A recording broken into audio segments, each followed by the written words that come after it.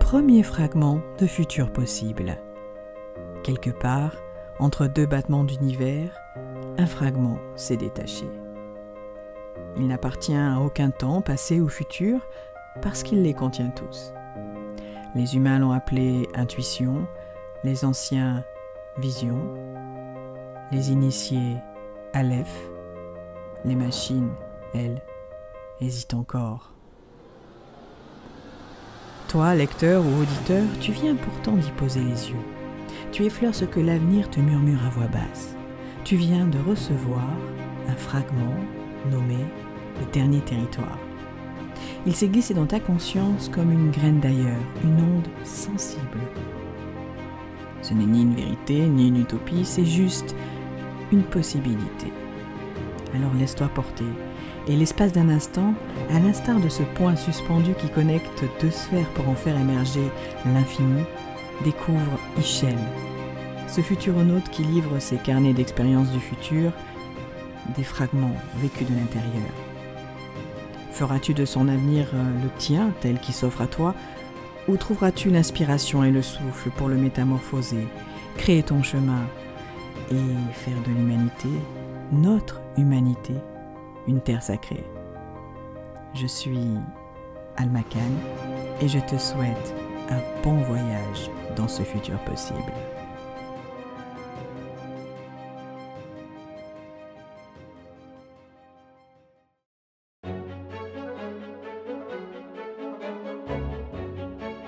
Je m'appelle Ischel.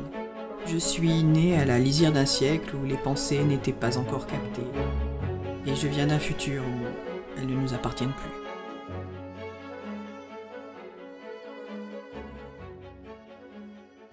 Un message s'est affiché juste après ma séance de méditation guidée. La proposition était discrète, presque bienveillante. Votre activité mentale révèle un stress latent. Souhaitez-vous optimiser votre clarté cognitive? Il suffisait d'un battement de paupières pour accepter, alors je l'ai fait sans réfléchir. Je fais souvent ça, ne pas réfléchir. C'est plus rapide. Le même matin, je reçois une lettre grise avec un signe identique à celui de mon bandeau de méditation, sans aucune mention d'expéditeur, juste une phrase imprimée qui stipulait « Vous avez été sélectionné pour le protocole d'alignement cognitif ». Je pensais à une arnaque ou une expérience sociale. Franchement, qui reçoit encore du courrier? Mais il y avait ce logo, alors j'ai scanné le QR code. Une voix calme, clinique, annonce « Merci de votre consentement. L'interface mentale va se synchroniser. » Je n'ai rien eu le temps de refuser de toute façon. Bah, ce n'est pas grave. Ça doit être lié à mon appli de méditation.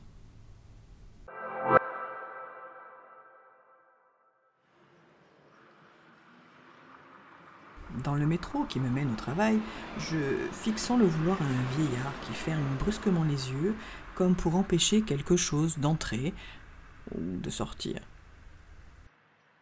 Il s'en est rendu compte et il me regarde directement, intensément, puis il me chuchote. « Tu sais qu'ils enregistrent tout pour mieux nous manipuler. » J'ai voulu répondre, mais je me suis dit que ça n'en valait pas la peine. Il était vieux, à quoi bon débattre? Puis il rajoute « Ils n'ont pas supprimé tes idées, mon petit gars. Ils les ont juste rendues prévisibles. C'est pire. » Ok, je me dis que papy déraille et je chausse mes lunettes connectées pour m'extraire du monde et maîtriser un peu son image jusqu'à l'arrivée.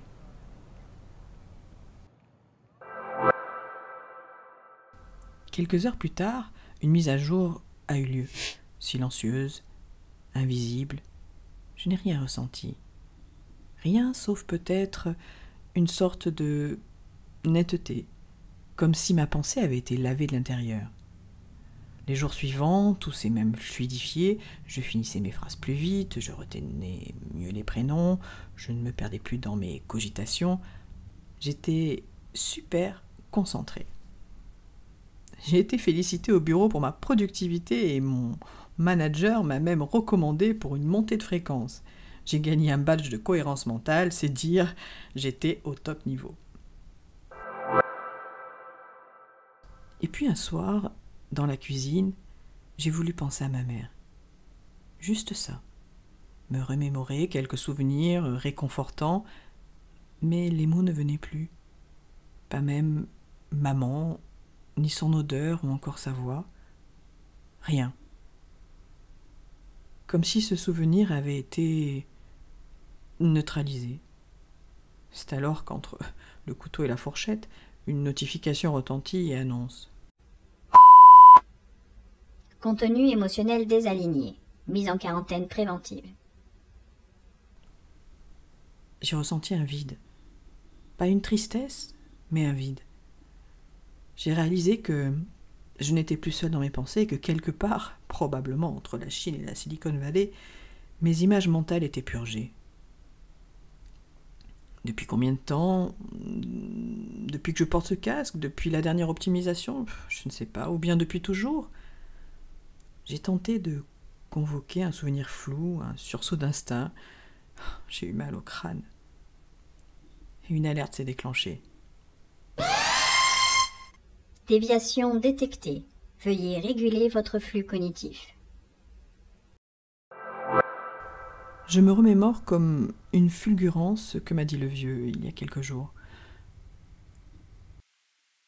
Ils n'ont pas supprimé tes idées, mon petit gars. Ils les ont juste rendues prévisibles. C'est pire. Alors j'ai persévéré pour mener l'expérience inverse. J'ai provoqué le chaos. J'ai fouillé mon esprit pour y trouver une pensée imparfaite et déraisonnable.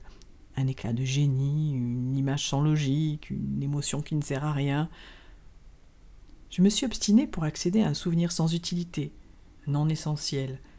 Un vertige, une poésie, une œuvre d'art, un insecte, une algue. Mais la pensée s'est dissoute avant d'atteindre ma langue, comme si quelqu'un ou quelque chose avait jugé qu'elle n'était pas pertinente, qu'elle était superflue, non commercialisable, improductive. Un frisson m'a traversé et, pour la première fois depuis longtemps, j'ai compris que mes idées n'étaient plus totalement les miennes, qu'elles étaient le produit d'un filtrage élégant, silencieux, optimisé, intégré. Le tout parfaitement ajusté tel un costume cognitif sur mesure dont les besoins et envies téléguidées correspondent au marché. Et j'ai senti la résistance. Une chaleur s'est installée dans ma nuque et un nouveau message s'est imposé à mon champ de vision. Anomalie détectée. Recalibrage émotionnel en cours. Mais c'était trop tard. La pensée avait eu lieu. Elle s'était frayée un chemin de traverse hors des algorithmes et des IA d'arrière-plan mental. Elle avait été libre.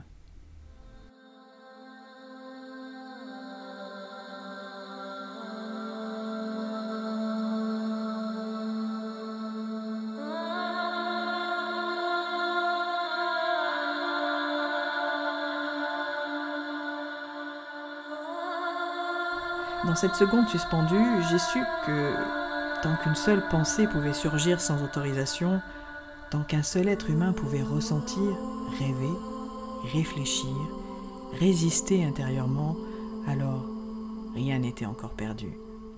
Car ce n'est pas la technologie qui nous menace, mais ce que nous oublions d'être en sa présence.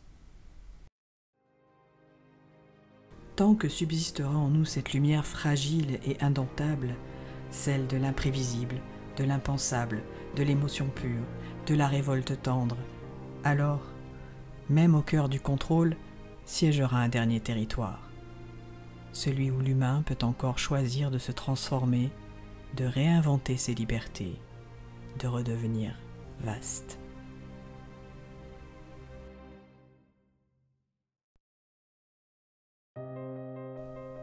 Cher futuronaute, comment te sens-tu dans cette expérience de futur possible? Maintenant, je te propose de revenir dans le présent et de prendre conscience de la graine qui germe en ce moment, sous nos yeux, dans le bruit du monde, son silence absolu, et qui est à même potentiellement de créer ce futur que tu viens de vivre à travers Ichel. C'est un peu une préquelle ou un antéfragment. Écoute ce que le bruit du monde nous raconte.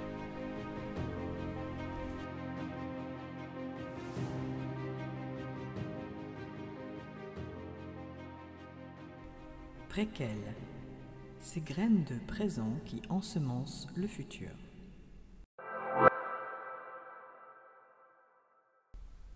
Et si le dernier territoire libre était celui de nos pensées? C'est la question que pose avec gravité et clarté la juriste et bioéthicienne Nita Farahany dans The Battle for Your Brain, la bataille pour votre cerveau. Cet essai scientifique, ancré dans les réalités les plus concrètes de notre présent, dresse un constat glaçant mais lucide. Nos cerveaux, jusqu'ici considérés comme des sanctuaires de l'intime, deviennent les nouvelles frontières d'un monde en quête de données totales. Quand nos ondes deviennent des données.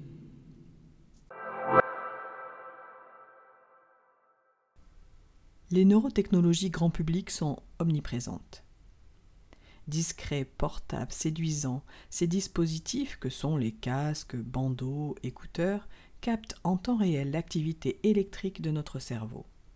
Ils promettent calme, concentration, performance. Ils mesurent nos émotions, détectent nos décrochages, nous disent si nous sommes alignés ou efficaces. Mais derrière l'écran du bien-être, Farahany révèle une autre réalité, celle d'une lecture mentale, passive, automatisée, non régulée. Dans certaines écoles et entreprises, notamment en Chine, des enfants ou des salariés portent déjà ces bandeaux dits EEG pour électroencéphalogramme ou plus précisément électroencéphalographie, sous l'œil d'ailleurs d'écrans de contrôle en direct. Ailleurs, des données cérébrales sont collectées, revendues, analysées pour prédire ou provoquer nos réactions.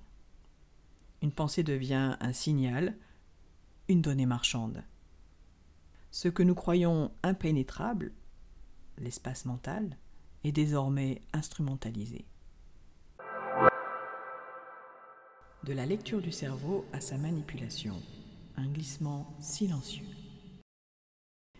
Ce qui hier encore relevait de la science-fiction est aujourd'hui une réalité presque banale. Nos cerveaux sont désormais lisibles. Des capteurs analysent nos ondes cérébrales pour déterminer notre niveau d'attention, notre fatigue, nos émotions latentes. Une pensée s'enregistre comme un signal, une hésitation devient un indice, une émotion, un marqueur. Mais ce processus de lecture apparemment passif ouvre la voie à une transformation plus insidieuse, la manipulation mentale. Car ce que l'on peut capter, on peut aussi l'infléchir. Et le neuromarketing affine déjà ces messages en temps réel selon nos réactions neuronales, activant des leviers inconscients de décision. Des IA émotionnels, combinant neurotechnologie et algorithmes, fabriquent des contenus capables de provoquer des sentiments ciblés chez l'utilisateur, à des fins politiques ou commerciales. Et certaines technologies vont même encore plus loin. Les dispositifs de stimulation cérébrale accessibles en ligne prétendent améliorer nos humeurs, nos performances cognitives, nos comportements. Et dès lors, la question n'est plus seulement ce que nous pensons, mais ce que nous sommes en train d'apprendre à penser selon des circuits choisis pour nous. Le passage de l'observation à l'influence est si progressif, si bien enrobé dans le langage de l'innovation qu'on en oublie parfois que ce glissement est déjà en cours. La liberté cognitive, un droit encore à naître. Pour Farahany, cette évolution technologique exige une réponse politique, éthique, juridique, immédiate.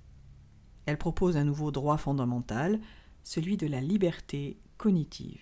Un droit à penser sans surveillance, à ressentir sans filtre, à être traversé par des idées non optimisées, non autorisées, non rentables. Elle en précise les piliers. Pilier numéro 1, la vie privée mentale. Ce que je pense n'a pas à être su. Pilier numéro 2, l'autodétermination cognitive. Je choisis comment et avec quoi je pense. Pilier numéro 3, la neurointégrité. Mon cerveau n'est pas un espace de modification sans mon consentement. Aujourd'hui, ces droits n'existent pas dans nos législations, mais demain, leur absence pourrait nous coûter la capacité même de penser librement. Ou pas. Car en effet, l'autrice évoque même la possibilité d'une traçabilité des données mentales comparable à celle des empreintes digitales ou de l'ADN, non pour ficher, mais pour tenter de mieux encadrer la circulation. Mais cette proposition soulève tout de même une question vertigineuse. Est-il seulement possible de protéger des données aussi sensibles que nos pensées quand les structures qui en détiennent le contrôle sont précisément celles qui exploitent déjà nos imaginaires, nos émotions, nos biais cognitifs? Farahani est pleinement consciente de ce dilemme. Son livre n'est pas naïf, mais il prend une posture qu'on pourrait qualifier de juridico-réaliste du style « le pire est déjà là, donc encadrons-le au plus vite pour limiter la casse ». Mais cette posture reste ambiguë. Parce que proposer une traçabilité des données mentales peut aussi conforter les structures de pouvoir qui exploitent ces données, même sous prétexte de régulation. Dès lors, la véritable bataille ne se joue peut-être pas dans la législation. Elle se joue dans notre capacité à maintenir, coûte que coûte, des zones de pensée libre, non mesurables, non exploitables, même au sein d'un monde saturé de capteurs. Te sens-tu prêt ou prête pour cela ?